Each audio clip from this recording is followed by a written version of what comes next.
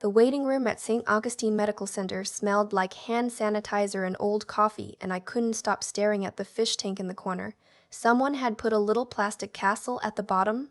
A clownfish kept swimming in and out of it like it had somewhere to be. I remember thinking, that fish has no idea about any of it, and I envied it so much it made my chest hurt. My name is Haley. I'm 31 years old. I work as a paralegal at a mid-size firm in Portland, Oregon, and I've spent most of my career helping other people untangle the worst moments of their lives: divorces, custody battles, fraud cases. I thought that made me smart about people. I thought I could read a situation. I thought wrong. I was at St. Augustine that Tuesday morning because of a pain in my lower abdomen that had been getting worse for 3 weeks.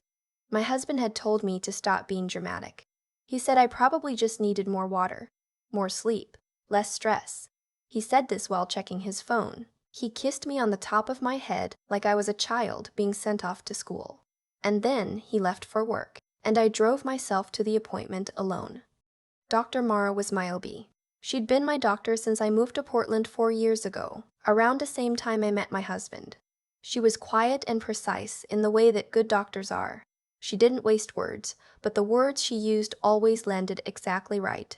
When I walked into her office that morning, she was standing at her desk instead of sitting, and that small detail lodged itself in my throat before I even understood why. "Haley," she said. Not sit down, not good morning, just my name, with a weight behind it. I sat anyway. I put my purse in my lap and held it with both hands. "Your labs came back," she said, "and your ultrasound." She paused. She looked at me the way people look at you when they're deciding how much to tell you at once. "Physically, you're going to be fine. The pain is from a small ovarian cyst. Benign. We'll monitor it." "That's not why I asked you to come in today."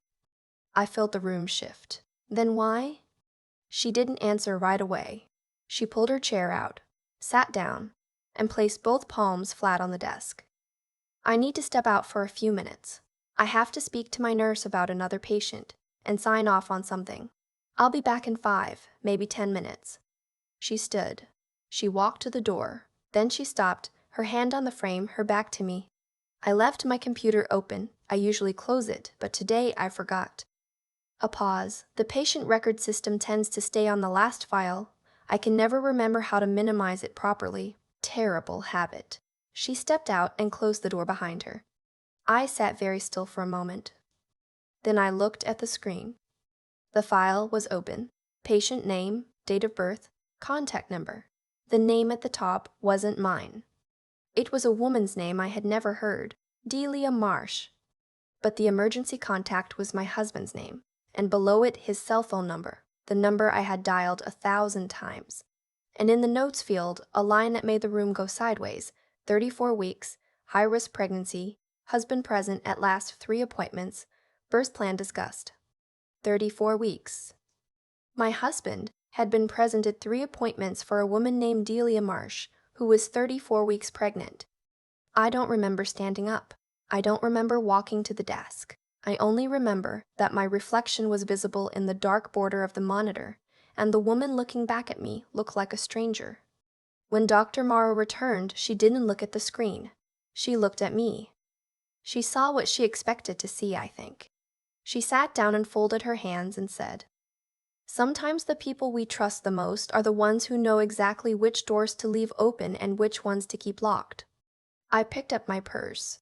I could not form a sentence. There was something solid and immovable building in my chest. Not grief. Not yet. Something harder. Something that hadn't found a name yet. I nodded. I walked out. In the hallway, a woman walked past me, pushing a stroller. The baby inside was asleep, one fist curled under its chin. I pressed myself against the wall and let them pass. My car was on level 2 of the parking garage. I sat in the driver's seat for a long time without starting the engine. Portland traffic hummed 6 floors below me. Rain was starting on the windshield, the way it always starts in October. Not dramatic, just steady, like it has no intention of stopping. I had been trying to get pregnant for 2 years. 2 years of tracking cycles of early morning temperatures, of the specific quiet that falls over a bathroom when you're waiting on a test. My husband always said the right things. He'd put his arm around me. He'd say, "It'll happen, babe. Our time is coming." He said it so many times it became a kind of wallpaper, always there, something I stopped actually seeing. While he said those things to me, he was sitting in a doctor's office in some other part of the city, watching someone else's ultrasound. I drove home. I don't remember the route. Our house was empty. He wouldn't be back until 6. I stood in the kitchen and looked at the coffee cup he'd left in the sink. He always left one coffee cup in the sink every single morning, no matter how many times I asked him not to. And something about that cup, so ordinary and so infuriating, made everything feel unbearably real. I went to his home office. He kept it locked when he was traveling, but when he was home he got sloppy. The desk drawer was open half an inch. I pulled it all the way. Inside, a phone charger for a model he didn't own, a gas receipt from a neighborhood across town called Lentz, and a folded piece of paper that turned out to be a printed directions page to an address on Southeast Morrison. I took a photo of everything. I put the drawer back. Then I went upstairs and sat on the edge of the bed we shared and thought about the fact that I had spent 2 years grieving something that my husband had apparently gone ahead and created somewhere else. I did not sleep that night. I lay beside him in the dark, while he breathed with the total ease of a man with no active conscience, and I thought very carefully about what I was going to do. In the morning, after he left, I got dressed in my most unremarkable clothes: dark jeans, a gray pullover, my hair in a low bun. I looked like someone doing errands. I drove to Lentz. Southeast Morrison was a quiet residential street, the kind with old craftsman houses and recycling bins out front, and one house always mid-renovation. I parked half a block from the address. The house was a pale yellow with a covered porch, a wind chime, and window boxes that still had the end-of-season brown stubs of whatever flowers had been there in summer. It looked like a home. Not a hiding place. A home. I sat in my car for 40 minutes. A woman came out onto the porch. She was wearing an oversized gray sweatshirt and she moved with the deliberate slowness of someone very pregnant. She had dark curly hair pulled back, and she was carrying a cardboard box that she set down next to the front door, then pressed her hand to the small of her back and straightened up and looked up at the sky. She looked tired. She also looked like someone who had no idea what I was sitting here knowing. I had brought a notepad and a pen. I'd printed a fake survey form from a template online, something about neighborhood services. It was not my finest moment. But I'm a paralegal. I know how to build a case before I make a move. I got out of the car. She heard my footsteps on the porch steps and turned. Up close she looked younger than I expected. Early 30s, maybe. Her eyes were cautious, but not unfriendly. "Hi," I said. I smiled the way you do when you need someone to open a door. "I'm so sorry to bother you. I'm doing a community outreach survey for the neighborhood association. Just takes about 5 minutes. We're looking at household needs, especially for families with young children or expectant mothers." I held up my notepad. "Would you have a moment?" She glanced at the box she'd set down, then back at me. "Sure," she said. "Actually, come in. I was just taking a break." The inside of the house smelled like paint and cinnamon. The living room had a couch with a familiar pattern, a gray geometric fabric I recognized because I had almost bought the same one at a furniture store 18 months ago. My husband had said it was too expensive. There were photos on the bookshelf. The first one I noticed was taken at the coast, Cannon Beach, by the shape of Haystack Rock in the background. My husband was in it. He was laughing, his head tilted back, his arm around this woman. He was wearing the blue rain jacket I had given him for his birthday. "That's from last spring," she said from behind me. She hadn't noticed me freeze. "We drove up for the weekend. He surprised me." She smiled and touched her belly. "He's good at surprises." I turned away from the photo. "He sounds wonderful," I said. My voice came out level. I have spent years on the phone with opposing counsel. I know how to keep my voice level. We sat down, and I asked her questions from my fake survey, and she answered them, and I wrote things in my notepad. Her name was Delia. She had grown up in Eugene, moved to Portland for work, Met my husband at a bar in the Pearl District 3 years ago. She worked remotely as a graphic designer. She was expecting a boy. His name was going to be Rowan. She told me all of this with the openness of someone who had nothing to hide because she didn't. She thought she was talking to a stranger about her perfectly ordinary life. She talked about her due date. She talked about how her back had been hurting. She talked about the nursery they painted together, seafoam green, she said, because the baby's father insisted on it, said it was calming. Her baby's father. My husband. At one point, she excused herself to use the bathroom, and I sat alone in the living room and looked at the shelf again. There was a small framed card propped against a book. I read it from where I was sitting. To my love, for everything you do and everything we're building. Yours always. His handwriting. He had never written me a card like that, not once in 4 years. When she came back, I capped my pen and said I had everything I needed. I thanked her. I walked to the door. I was putting on my shoes when I saw it. A pair of men's slippers tucked under the coat rack. Navy, the same brand, the same color, as the ones in our hallway at home. He had 2 pairs. Of course he did. Outside, I sat in my car and made myself breathe. She had no idea. That was the thing I couldn't move past. She was in there making herbal tea and painting a nursery and believing every single word he had told her, and what he had told her, and what he had told her, I was almost certain, involved some version of an unstable ex-wife he'd barely escaped. I'd seen this pattern before. In my work, I've seen it many times. The man who is lying to 2 people simultaneously always has to make one of them the villain. It's logistically necessary. I drove home and called my friend, the one who'd known me since college, who had been a bridesmaid at my wedding, who had sat with me through every negative pregnancy test with a bottle of wine and the ability to not say the wrong thing. She picked up on the second ring. I need you to come over, I said. She was there in 20 minutes. I showed her the photo of the drawer contents. I told her what I'd seen at Dr. Morrow's office. I told her about the house on Southeast Morrison in the coat rack and the birthday card in his handwriting. She didn't say anything for a long time. Then she said, "Haley, you need to call a lawyer." I am a lawyer. I work with lawyers. I know what to do. Then do it, she said, before he comes home tonight. I called my supervising attorney from work. She was also a woman who had once helped a client document an eerily similar situation. She stayed on the phone with me for an hour and told me exactly what to gather, what not to touch, and what my rights were under Oregon law. I spent the rest of the afternoon photographing financial documents, copying statements, and writing a timeline in my paralegal's careful shorthand. When my husband came home that evening, I was sitting on the couch with a glass of water, and I let him go through his whole routine. Shoes off, keys on the hook, "Hey babe, rough day, traffic was terrible." Before I said anything, I waited until he sat down across from me. "I went to see Dr. Morrow yesterday," I said. He picked up the TV remote. "Yeah?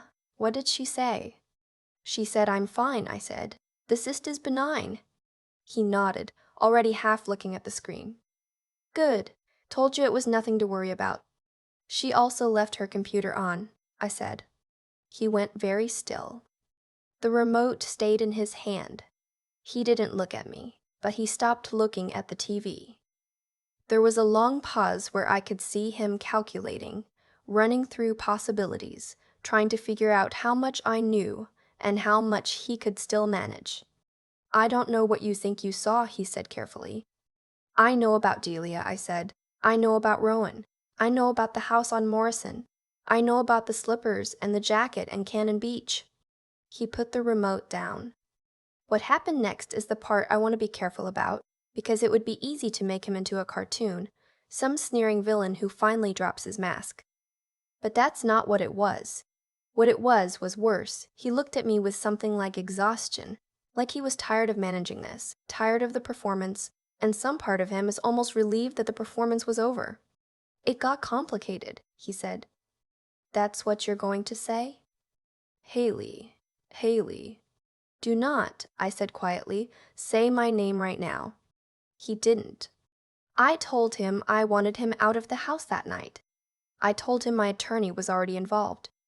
I told him that if he cooperated with the financial disclosures, things could go more cleanly, and if he didn't, I would make sure they went as messily as the law allowed. He knew I understood what that meant. He knew me well enough to know I wasn't bluffing. Hugh left that night with a duffel bag. I stood at the upstairs window and watched his car pull out of the driveway, and I felt something I hadn't expected. Not relief exactly, but the particular sensation of a weight you've been carrying so long you stopped knowing it was there. 2 days later, my phone rang. It was a number I didn't recognize. I almost didn't answer. "Is this Haley?" A woman's voice, careful and low. "Yes." "My name is Delia." A pause. "I think you came to my house." I sat down on the kitchen floor. I'm not sure why. My legs just decided that was the right place to be. "Yes," I said again. She had found out. He had told her, or some version of it, shaped to protect himself. But enough had slipped through that she'd done her own searching, and what she found was a marriage certificate with both our names and a date 4 years ago and no record of a divorce. "He told me you were unstable," she said. He used the word obsessive. He said the divorce was the hardest thing he'd ever gone through." "We're not divorced," I said. "I know that now." Her voice broke slightly on the last word. Then she steadied. "I have a son coming in 6 weeks. I need to know what is real." I told her what was real. I told her all of it. I did not soften it or frame it strategically. She deserved the actual truth, not a version of it. When I finished, there was a long silence on the line. "I'm sorry," she said finally. "I know that sounds—" "Don't," I said. "You didn't know. That's the whole point of what he did. Neither of us knew the complete picture." She cried then, quietly, the way people cry when they're trying not to. I stayed on the phone. We agreed to meet in person 2 days later. It was her idea, and it surprised me, and then it didn't. She was practical in the way that people who've been truly frightened become practical. She needed to look at the situation directly. So did I. We met at a coffee shop in Selwood, neutral ground. She was more visibly pregnant than when I'd seen her from across the porch. She walked in and looked around, and when she spotted me, her face did something complicated. Recognition, wariness, and underneath both of those, an exhausted kind of relief. We talked for 3 hours. She told me he had proposed to her 8 months ago with the ring he'd said was custom made. She showed me a photo. It was not custom made. I'd seen that exact setting at a chain jewelry store in the mall 2 years ago, when I'd been hoping he was about to propose to me. He had chosen her first and me second, or the other way around. I wasn't sure which timeline was worse. She told me he had been contributing to a joint account they'd set up for the baby. When she checked it that morning, it was empty. He had drained it the same day I confronted him. He had also, we discovered over the next week, with the help of my attorney, taken out a second mortgage on the house on Morrison, using documents that were signed in Delia's name but that Delia had no memory of signing. He was not just an unfaithful husband. He was a man who had been methodically using 2 women as parallel financial structures, borrowing against both lives to cover what turned out to be a substantial sports betting problem and the debt it had generated. The real estate license was real, but the income was not consistent. The deals closing were sometimes real and sometimes the cover story for a winning weekend or a very bad one. My attorney called him a sophisticated fraudster. The detective we later worked with called him something less printable. He was gone. After leaving our house, he had apparently also left the house on Morrison, taken his passport, his laptop, his most portable valuables. His phone went to voicemail. His office said he hadn't come in. His parents, when I called his mother, went very quiet and then said they hadn't heard from him. I filed the fraud complaint. Delia filed her own. There was a warrant issued within 10 days. On the day the warrant went out, I drove to Morrison Street. Delia opened the door before I could knock, like she'd been watching for me. She looked pale and tired and completely clear-eyed. "Come in," she said. "I just made tea." The nursery was finished. Seafoam green walls, a white crib, a mobile with small wooden birds. It was a beautiful room. It had been built with stolen money and lies, but the room itself was beautiful, and the baby who would sleep in it was not responsible for any of what had gone wrong. I stood in the doorway and looked at the crib. "Rowan," I said. "It's a good name." "Yeah," She came to stand beside me. His father has terrible judgment about most things, but I picked the name, so that one's mine. I laughed. It surprised both of us. That night we sat at her kitchen table with takeout from the Thai place 2 blocks over and worked through what we knew and what we still needed to document. She had a whiteboard in her kitchen. She was a graphic designer. It was covered in project sketches. And we moved the sketches aside and started writing down accounts, dates, property records, the names of his known associates. I had been trained to build cases. She had an eye for visual organization. We were, it turned out, a very efficient pair. Rowan was born 4 weeks later, at 38 weeks, in a scheduled induction at St. Augustine.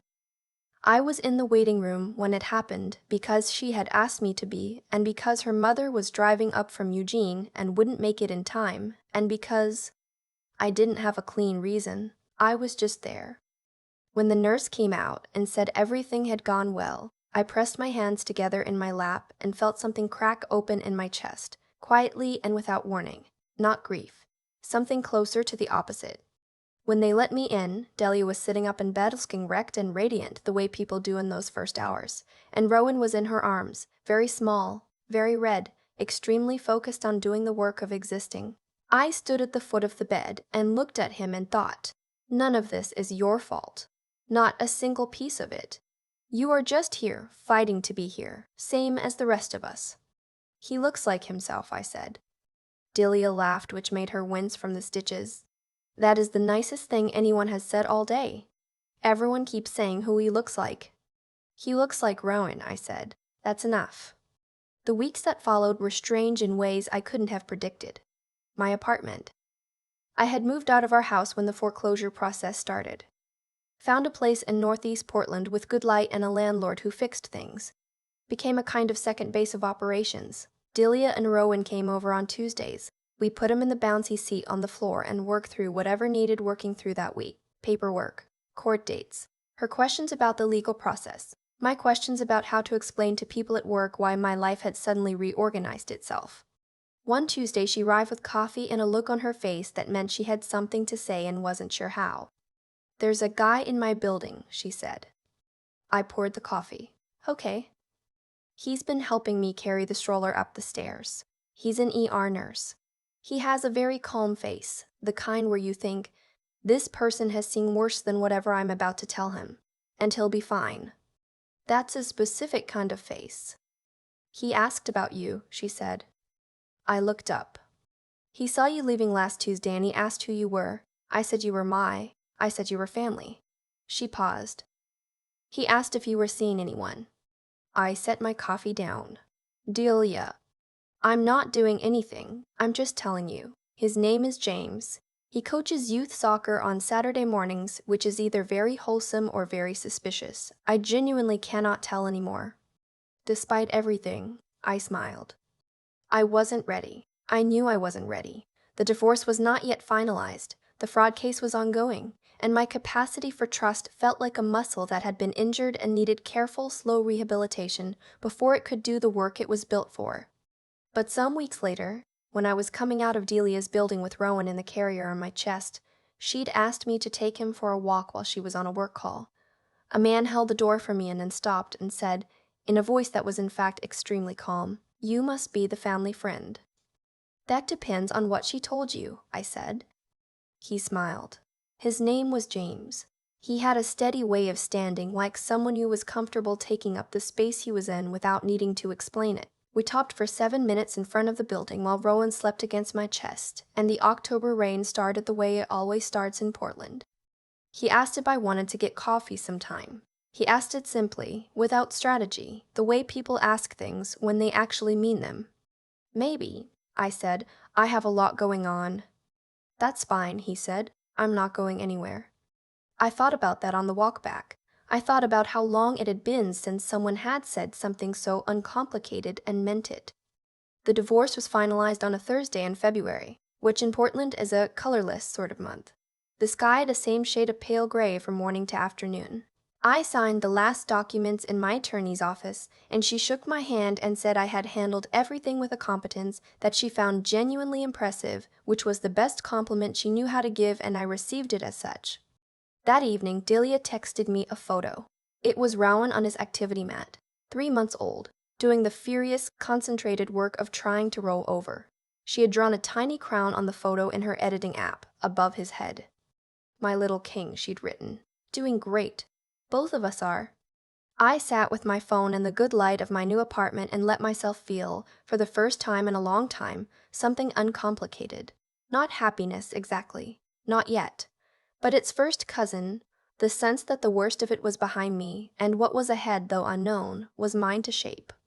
There's a thing that happens when you survive something you didn't expect to survive. The world doesn't look the way it did. Some things that seemed important stop mattering. Some things you'd stop noticing become very sharp and clear. The smell of good coffee, the particular quiet of an apartment that's yours and only yours, the weight of a sleeping baby against your chest. I had wanted a family for so long. I had aimed all my longing in one direction, at one person, at a future I thought was being built. It wasn't. But somewhere in the rubble of that, something else got built. Imperfect, unplanned, nothing like what I'd pictured. A woman I'd walked into a house to confront, who had become the person I called when I didn't know what to do. A small boy who grabbed my finger like I was something worth holding on to. I don't know yet what comes next. I'm 31 and I'm starting over, which sounds terrifying and sometimes is. But I've learned that starting over is not the same as starting from nothing. I'm starting from everything I now know, and that, it turns out, is a great deal more than I had before. I think about Dr. Morrow a lot. Not in an obsessive way, just in the way you think about someone who did something quiet and brave for you when they didn't have to.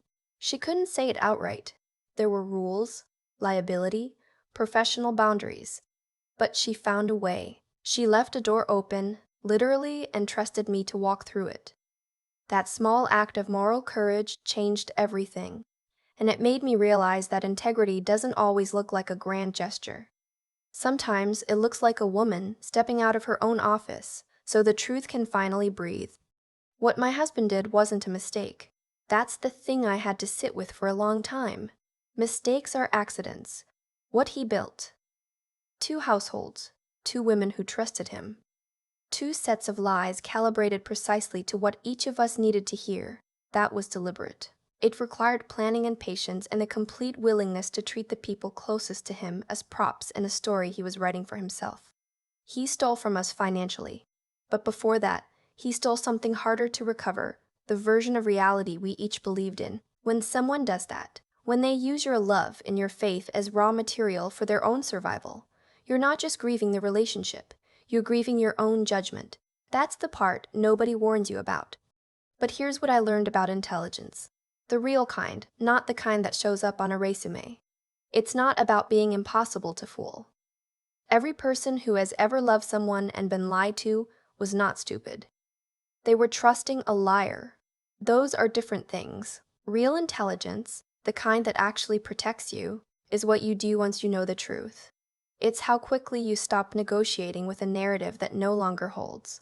I had spent years building arguments in my head, on behalf of clients, in situations far less personal. When it was my own life, I had to remember, the skills exist. Use them. Stop waiting for the evidence to feel less devastating before you act. And Delia, I didn't expect her. I went to that house on Morrison Street ready to be angry at her. And I wasn't, and I still don't entirely understand why, except that when you're standing in front of someone who has been handed the exact same lie in different packaging, something in your body just recognizes it. We had both been asked to carry weight that wasn't ours. The most unexpected thing that came from all of it was that I didn't have to carry it alone. That's not something I planned. It's something that required me to choose, consciously, to set down the anger long enough to see another person clearly. That choice cost me something. It also gave me more than I expected. I'm still rebuilding. The divorce is done, but the case isn't fully closed. And there are days when the whole thing lands on me again out of nowhere, in the middle of a normal Tuesday, standing in the cereal aisle. But I'm not the woman who sat in that waiting room staring at a fish tank, envying a clownfish for not knowing. I know now. And knowing, even when it hurts, is always better than the version of peace that's built on something false. You can lose almost everything and still be standing. I am proof of that. So is Rowan. So, in her own way, is Delia.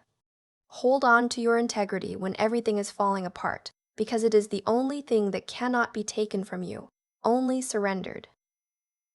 Think clearly even when your heart is in pieces, because clarity is what keeps you from becoming the story someone else wrote. And keep going, not because it gets easier immediately, but because the person you are on the other side of this is worth meeting. That's the only math that has ever made sense to me.